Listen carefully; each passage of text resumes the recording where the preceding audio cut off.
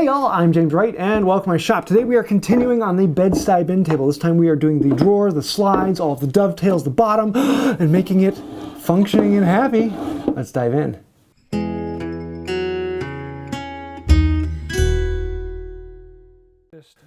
Last time on Wood by Wright. Okay, we're going to pick up where we left off, and we need to actually make the drawer slides. These are slides that are going to be inside that actually will hold the drawer. They are going to be glued to the two side stretchers. There's not going to be any other fasteners. Just glue is more than strong enough for what we need here. The sticks are about 3/4 by 1.5 inches, but we're going to need to put a big rabbet in it. And the rabbet is what will actually capture the corners of the drawer and will guide it in past the legs.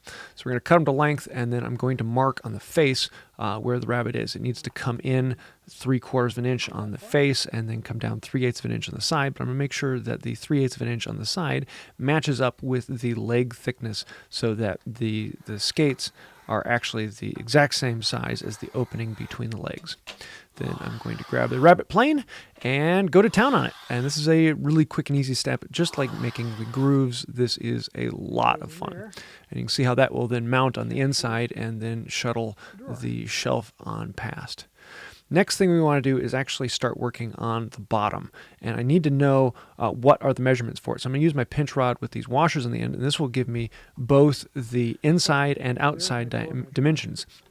This way I know how big the drawer bottom needs to be and how big the drawer sides need to be with the other pinch rod, and then I can use these to mark it out. The one with the washer gives me the inside dimension of the drawer opening, but then the inside of the washers give me the size of the drawer I want. This will give me that little bit of leeway I need for the expansion, contraction, and movement of the drawer, because I don't want it to be a really tight fit. I'm not doing a Japanese full piston. I'm just doing a standard slide in and out wood on wood piston fit drawer. So we can cut the boards to the length that the pinch rods assist, and then we're going to start working on some of the joinery. And this is where things really get fun. I love doing drawers, especially good old traditional dovetail drawers. These ones are going to be a little different because I'm going to do show tails, and because it's longer than it is wider, the grain on the bottom is actually going to be running in the other direction. We're going to be using a full hardwood bottom, oak, and the sides are going to be oak, and the back is going to be oak. It's all out of the same wood rather than using a secondary wood. The only reason to use a secondary wood is it makes the drawer a little lighter, and it's a little cheaper if you can get a cheaper secondary wood, but that's not always the case. Because this wood is salvaged, the price really isn't a big deal for me, and I'd rather just make them all out of the same wood, especially because I'm doing show tails. I'll be seeing the end grain, and I want to see that oak end grain from the sides, so might as well do that. Before we go any farther, we need to make sure that we mark all of these boards so we know which end is front, which end is back, which end is right and left, and how they all go together, which is the inside and which is the outside board. This will make everything much, much simpler. I'm also going to cut the grooves on these first. I have a 1/4 by 1/4 by 1/4 grooving plane. These are incredibly easy to make, and they make this job just incredibly fun. Very, very simple and easy to work with. They slide through the work beautifully, and you get this great 1/4 by 1/4 groove. I am doing full grooves going all the way through. The front groove will actually be hidden by the half tail, and so that's perfectly fine. It means you'll see the grooves on the sideboard. If I want to, I could go back and fill those, but I'm going to leave them open. I kind of like the look of that. We're also going to be marking out the thickness of the board so we know where to stop our dovetails, and I'm going to check it on each board because each of these boards are ever so slightly different in thickness. They've been sitting around long enough that there's a little bit of expansion and contraction in it. So once I get the lines transferred from the thickness of the matting board, I'm going to start laying out the dovetail. I have a pile of videos on how to cut dovetails, and these ones are being cut a little bit weird because they're show tails. I'm leaving a half a tail rather than half a pin. So there's a bunch of things on these that are just a little bit odd, and I'll talk about that a little bit more at the end because there are reasons for all of those choices, and I know that some of them are going to drive people really bonkers, but yeah, we're going to do it this way. Cutting the tails first, marking those out, and I'm eyeballing the angle. I really don't care what the angle is. A lot of people will tell you use this for hardwood and this for softwood, and it doesn't really matter. Honestly, in the actual physical difference, In reality, it doesn't matter. On math, on paper, yeah, there's a slight difference, but there is no actual difference in functionality. So just eyeball them, have fun, do something that looks good to you. And that's really the whole reason for it, is just to have fun and enjoy the process and learn something new. Be willing to try, be willing to experiment, and dovetails are a great place for that. So we're going to chop in along the line, come back and pare out. I don't come in with a saw and cut them out because I find that to just take extra time, and it's one more step to get rid of. I like to use as few steps as possible. I'm going to use a file to clean up the edges, and then I can transfer the marks from the tails onto where the pins will be. It is very, very important to mark off the waste so you're actually cutting on the right side of the line. You're making the right things disappear rather than making your pins disappear. That's experience talking, and lots of people have made that mistake. So always mark it off, and right before you make the cut, double check where you're at, and you'll be much, much happier. For the half pins, or the half tails, it means we're cutting the excess off of the pins, which is kind of weird. Most of the time you're going to be cutting it a half tail off so that you have a half pin on the end. And the actual physical strength difference, there really isn't that big a difference, so it's not something to worry about too much. I like my pins to be about 1/2 the size of my tails, something around that range to 2/3 to a half. And there's nothing particular about it. Just that's what makes me happy. So then we're going to test the fit and make sure things work. In this case, it's not going to fit. I need to take off a little bit more. And then I take a closer look at it. Oh yeah, I need to actually go back to my marking gauge line. So this one was a good bit off. So I had to bring in the plane to smooth it out. And then I can come in with a file and really detail it. This one is still a little bit tight. So I had to do a little more work on it, and then it comes down. You can see how that fits down on there. It's exactly what I want. Nice, clean, tight fit. And then just rinse and repeat. Do it again on all 3 other joints, so you have 4 corners of it. Now we're going to start working on the bottom, and I have a 3/4 piece of beautiful white oak, and it is a quarter sawn white oak. The quarter sawn will make the bottom far more stable, so it isn't as expanding and contracting. And so that means we need to rip it down the middle. It's 3/4 inch, so I'm going to end up getting something that's slightly over a 1/4 inch on either side, and that's perfectly fine. We'll be addressing that in the middle. I have a 1/4 inch groove, but my bottom will be ever so slightly thicker than a 1/4 inch. And we're going to start resawing it. I've got a pile of videos on how to resaw. I like to use a big frame saw. It actually cuts really quickly, and it is a pleasure to use, especially when you get the whole momentum in it, and it's fun. It makes these cuts very, very quick, and you can march through it. This whole board, it was a little over 6 inches wide by a little over 2 foot long, and I want to say it took me about 10 minutes or so to cut down. With a good saw, with good teeth, it cuts really, really quickly. You rotate it every other cut or so that you can always see the line on your side. You're never cutting down the line on the side you can't see, and eventually you get a really nice, clean surface as the two come together. That'll do. I like how this came out, and I'm going to actually keep that bottom on there so you can see it. I'm going to put the 2 boards back together and plane it nice and smooth in case there were any dings from the saw as I was pushing it.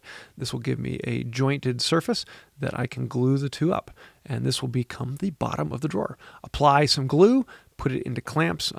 Because it's 2 foot long, I'm going to be putting a clamp every foot on one side and then on the other side in between them, so that there's a clamp every 6 inches along the board.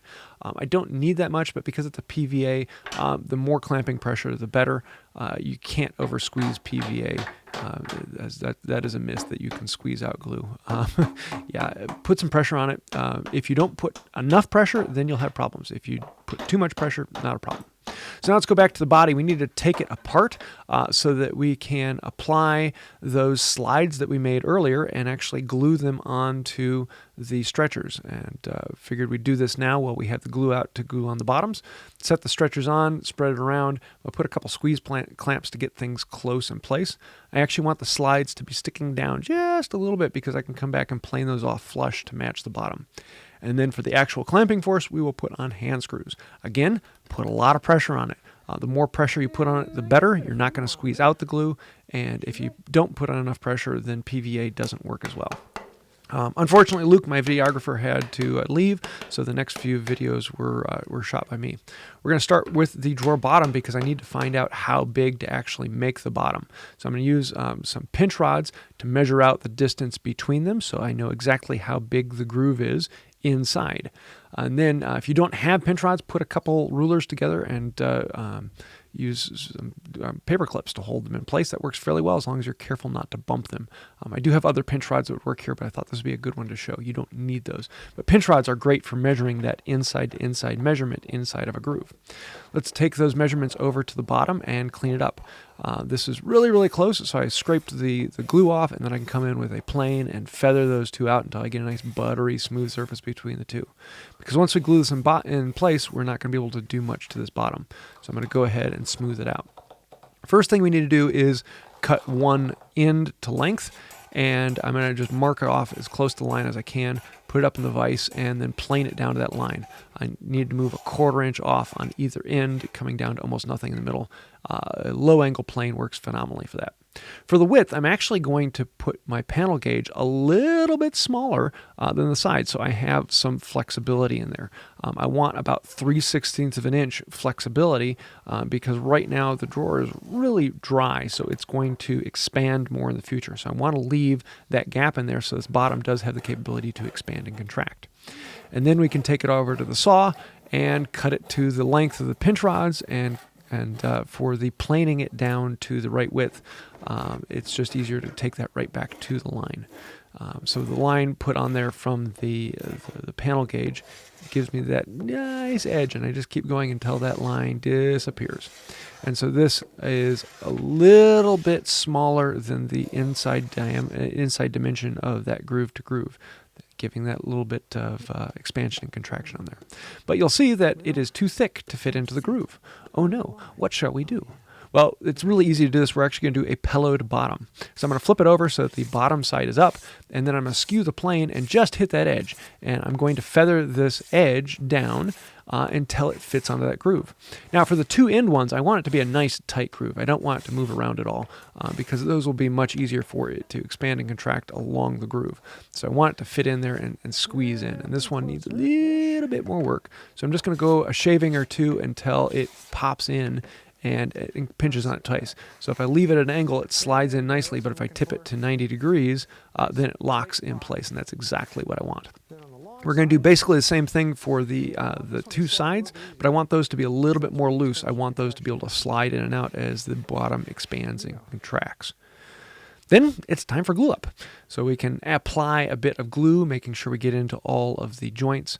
It's very, very important here to make sure you get glue on all of the long grain to long grain connections, because that's where everything will be, especially because we're using show tails here. We're not relying on the mechanical strength of this. I want to make sure my glue up is spot on.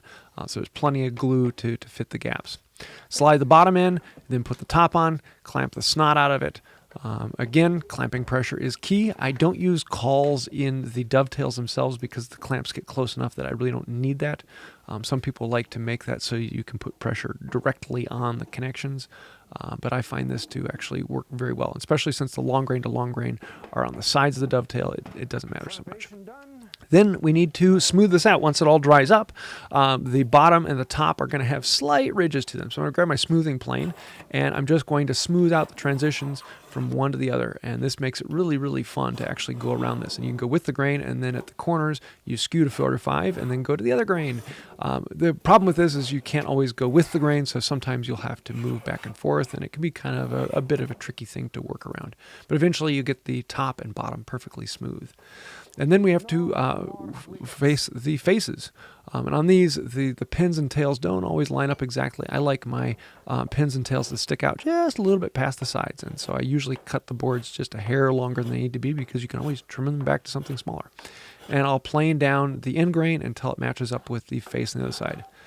Go around the other end and do that. It's very easy to clamp this up between a leg vise and then a beam clamp to go across the end. And you can get a really nice, clean, smooth surface on here. And there's few things as pleasing as getting the end grain to line up with the face. I want to check that it fits into the face frame. Because I don't have clamps on here yet, there's a little bit more wiggle room, but it's really close to what I want. Just that bit of wiggle room side to side and up and down. Leave enough space for that expansion and contraction needed. It slides all the way along, and that's exactly what I want. So let's put the base together and give this thing a test drive. You can see how it slides in on those rails. A wood-to-wood surface is incredibly smooth. I have several wood-to-wood drawers that I use every single day, and I've done that for years, and they actually provide a really nice smooth surface. And I am in love with it. Okay, this video is getting a little long, so let's get into some of the explanation and move on to the next video. Okay, I need to address the elephant in the room at the moment, and I know a lot of people are going to be absolutely freaking out about these. They're called show tails. It's okay. I know I'm not using any of the mechanical advantage from it, but that's perfectly fine. And there's two really big reasons for that. Number one is I like the look of them. If I turn them around the other way, then they would look like finger joints, and nobody likes to look at that. And I don't want to do half lines because I want to see the joinery. And so this makes me happy, and it's okay. The glue is perfectly strong enough, it will last for 100 years or more. I don't need to do that. If I did have a problem with it, I could put a pin down through the joint, and that would actually secure it well, or I could put it in from the side. There's a lot of different ways I could do that, and I really don't need to. Number two is the grain is going back to front. And the reason being is if I had it go side to side like a traditional drawer, then all of the expansion and contraction would be back to front, and there'd be a lot more force back to front. Doing it this way means there is less wood from here to there, so there will be less expansion and contraction this way, and there'll be no expansion and contraction this way. So that's why I left a large gap on both grooves on the side so that there is space for it to expand and contract. This is not glued in place, so it can shift around. And that's perfectly fine. Also, that means that now the force from this grain is in line with the dovetails. So now I have the mechanical advantage needed for if this ever does push into anything. I know that doing this is really going to turn off a few of you, but that's okay. This is my end table, and if you want to make it, you can do whatever you want to on yours. That's one of the fun things about woodworking is there is no right or wrong way to do it. As long as you do it safe, it's good. Have fun with it, and do whatever makes you happy. So there you have it. I love it. This is really pleasing, especially this top. It is just absolutely gorgeous with all of this quarter sawn white oak. It's just, this is exploding with color and grain and texture, and I'm really looking forward to putting some finish on this. It's going to look absolutely gorgeous. So now we have a functioning drawer, we have a top. Now we need to make the other top, and so that means next time we're going to be making the structure for this, doing all the hash work on that. The other top is really simple. And then it's going to be clean up, smoothing, details, and finish. So we are on the home stretch. This is really coming together. If you would like to see plans on this, if the video is all done, then they will be available. However, if you are watching this soon after recorded, they're not out yet. So stay tuned for that.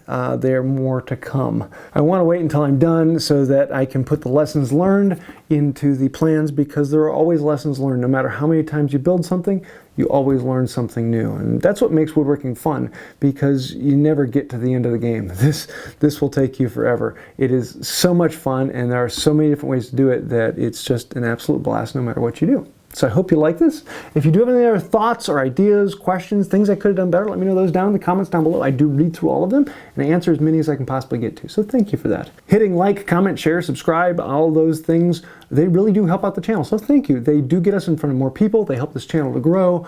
Really, without that, we would not be here. Speaking of things we would not be here without, there are a bunch of people scrolling over there. They are the patrons on Patreon, and without patrons on Patreon, members in this channel, people have clicked that join button down below, we wouldn't exist. So thank you. Without patrons and members, we wouldn't be here.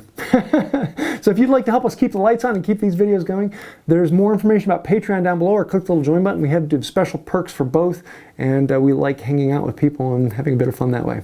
Hope you like that, and until next time, have a wonderful day. So now that I've shown the entire world my drawers, what next?